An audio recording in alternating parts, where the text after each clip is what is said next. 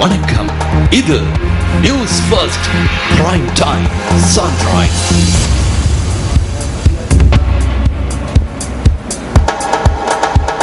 வணக்கம். இது news first prime time sunrise செய்திகள். இணைந்திருக்கும் நான் சாம்பவி குமாரலிங்கம். மறந்திருக்கும் இந்த நாள் அனைவருக்கும் மகிழ்ச்சிகரமான நாளாக அமைய நியூஸ் ஃபர்ஸ்டின் வாழ்த்துக்கள். விரிவான செய்திகளுக்கு செல்லும் முதலில் தலைப்புச் செய்திகள். சிரச வெசாக் வலயத்தின் 2ஆம் நாள் இன்று. தொலைபேசியூடாக ஆசனங்களை முன்பதிவு செய்து கொள்ளும் நடைமுறையை இலங்கை போக்குவரத்து சபை அறிமுகப்படுத்த உள்ளது. லிபிய கடற்கரை பகுதியிலிருந்து 5800 புகலிட கோரிக்கையாளர்கள் இத்தாலிய கடற்படையினரால் மீட்பு.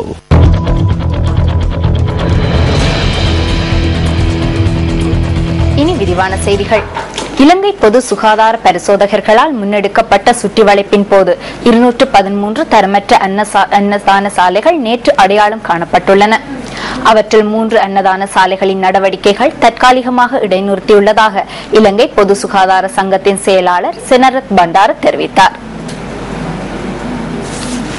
தரமற்ற குளிர்பான சாலைகள் 3 செயற்பாடுகளே இவ்வாறு இடைநிறுத்தப்பட்டுள்ளன. குறித்த குளிர்பான சாலையில் குளிர்பானத்தை தயாரிப்பதற்கு பயன்படுத்தும் நீர் பாவனைக்கு உதவாத தன்மையை கொண்டிருந்ததாகவும் பொது சுகாதார பரிசோதகர் குறிப்பிட்டார்.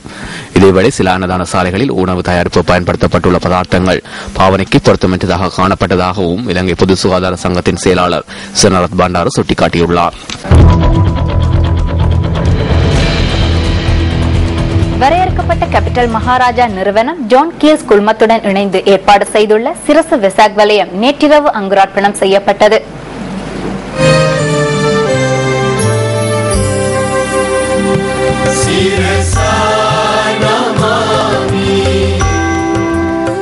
கொழும்பு 2 பிரேக் புரூக் பிளேஸில் அமைந்துள்ள கேபிட்டல் மகாராஜா நிறுவனத்தின் தலைமை அலுவலக வளாகத்தில் 5வது தடவையாகவும் சிரச வெசாக் வலயம் அமைக்கப்பட்டுள்ளது. சிரச வெசாக் வலயத்தை பார்வையிடுவதற்கு ஏராளமான பக்தர்கள் வருகை தந்தனர்.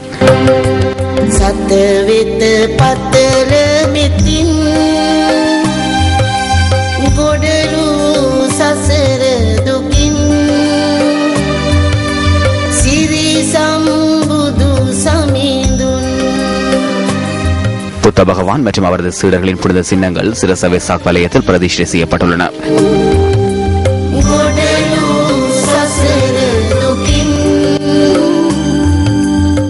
கண்டி யட்டினுவர நெல்லிகல சர்வதேச பௌத்த மத்திய நிலையம் அக்ரஸ்டாவுக்கு மாவிகாரையில் பிரதிஷ்டை செய்யப்பட்டிருந்த புனித சின்னங்களே பக்தரின் வழிபாடுகளுக்காக சிரச வெசாக் வலயத்தில் பிரதிஷ்டை செய்யப்பட்டுள்ளன.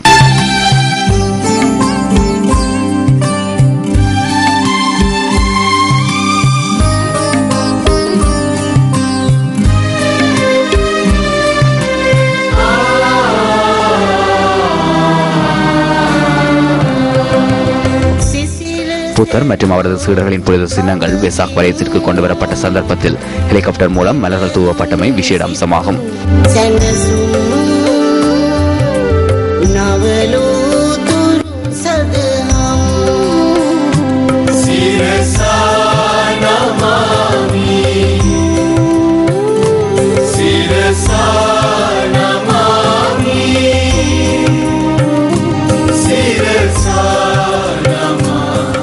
புத்த பகவான் மற்றும் அவரது சீடர்களின் புனித சின்னங்களுடன் டிஜிட்டல் வெசாக் தோரணம், வெசாக் ஒளி தோரணங்கள் காணப்படுவதுடன் பக்தி பாடல் நிகழ்ச்சிகளும் வெசாக் வலயத்தில் ஏற்பாடு செய்யப்பட்டுள்ளன. சிரச வெசாக் வலயத்தை பார்வையிட வருபவர்களுக்காக அன்னதான நிகழ்வுகளும் ஏற்பாடு செய்யப்பட்டுள்ளன. சிரச வெசாக் வலயம் இன்றும் நாளையும் மக்கள் பார்வைக்காக திறந்து வைக்கப்பட உள்ளமை குறிப்பிடத்தக்கதாகும்.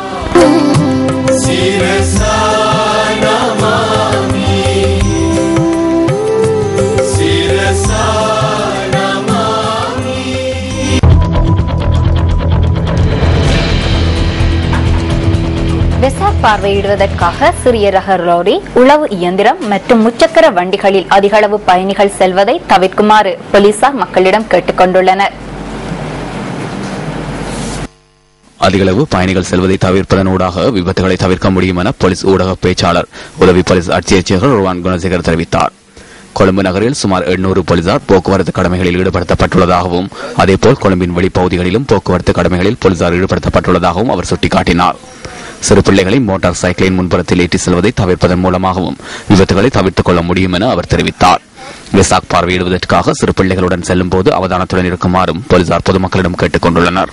மோட்டார் சைக்கிள் மற்றும் சைக்கிள்களில் பயணிப்பவர்கள் அவதானத்துடன் பயணிப்பதனால் விபத்துகளை தவிர்த்துக் கொள்ள முடியும் என அவர் தெரிவித்துள்ளார். மத அனுஷ்டானங்களுக்கு முரணான செயற்பாடுகளில் ஈடுபடுபவர்களுக்கு எதிராக சட்ட நடவடிக்கை எடுக்க உள்ளதாகவும் போலீஸ் ஊடக பேச்சாளர் குறிப்பிட்டுள்ளார்.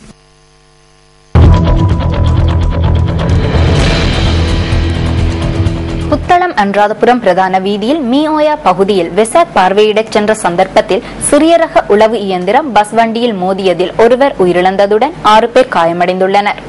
இந்த விபத்து நேற்றிரவு 7 மணி அளவில் இடம்பெற்றுள்ளதாக போலீசார் தெரிவித்தனர். இந்த சம்பவத்தில் 64 வயதுடைய நபர் உயிரிழந்துள்ளதுடன் 3 குழந்தைகள் உட்பட 6 பேர் காயங்களுக்கு இலக்காகியுள்ளனர்.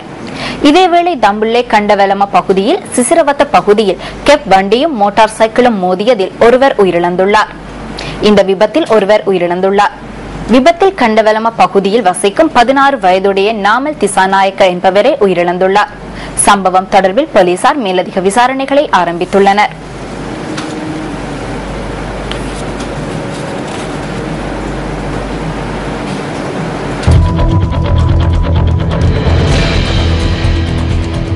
பஸ்களுக்கான ஆசன ஒதுக்கீடுகளை தொலைபேசியூடாக முன்பதிவு செய்து கொள்வதற்கான நடைமுறையை அறிமுகப்படுத்தியுள்ளதாக இலங்கை போக்குவரத்து சபை தெரிவித்துள்ளது. நீண்ட தூர சேவையில் ஈடுபடும் பஸ் வண்டிகளில் பயணிப்பதற்கான ஆசன பதிவை தொலைபேசியூடாக முன்கூட்டியே மேற்கொள்ள முடியும் என போக்குவரத்து தொடர்பான பிரதி பொது முகாமையாளர் ராஜா குணத்திலக்க தெரிவித்தார். தற்போது மத்திய பஸ் நிலையத்திற்கு சென்று ஆசனங்களை பதிவு செய்யும் நடவடிக்கை காணப்படுவதாகவும் இதன் காரணமாக பயணிகள் முகம் கொடுக்கும் சிரமங்களை தவிர்ப்பதற்கு ஏற்ற வகையில் புதிய திட்டம் அறிமுகப்படுத்தப்பட உள்ளது. அதற்கமைய யாழ்ப்பாணம், திருகோணமலை, கல்முனை, அம்பாறை போன்ற தூர பகுதிகளுக்கு பயணிப்போர் தொலைபேசியூடாக தமது ஆசன பதிவுகளை முன்கூட்டியே செய்து கொள்ள முடியும் எனவும் போக்குவரத்து தொடர்பான பிரதி பொது முகாமையாளர் ராஜா குணத்திலக சுட்டிக்காட்டியுள்ளார்.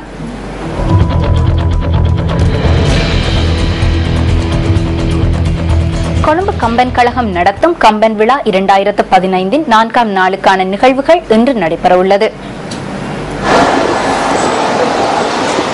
மலேசியாவைச் சேர்ந்த டத்தோயம் சரவணன் நடத்தும் கம்பனை போல் எனும் தலைப்பில் இலக்கிய பேருரை காலை 9:30க்கு இடம்பெறவுள்ளது. அதனைத் தொடர்ந்து மனதுக்கு கண் மாசிலநாதல் எனும் பொருளில் தமிழகத்தைச் சேர்ந்த இலகணேசன் நடத்தும் குரலரங்கு நடைபெறவுள்ளது. இதேவேளை இன்றைய மாலை அமர்வில் சான்றோர் கௌரவிப்பு நடைபெறவுள்ளதுடன் ராமன் சொல்லறம் துறந்தது குற்றம் என்ற தலைப்பில் வழக்காடும் மன்றம் இடம்பெறவுள்ளது. கடந்த 1ஆம் தேதி ஆரம்பமாகிய கம்பன் விழா இன்று நிறைவு பெறவுள்ளமை குறிப்பிடத்தக்கது. Newsfirst.lk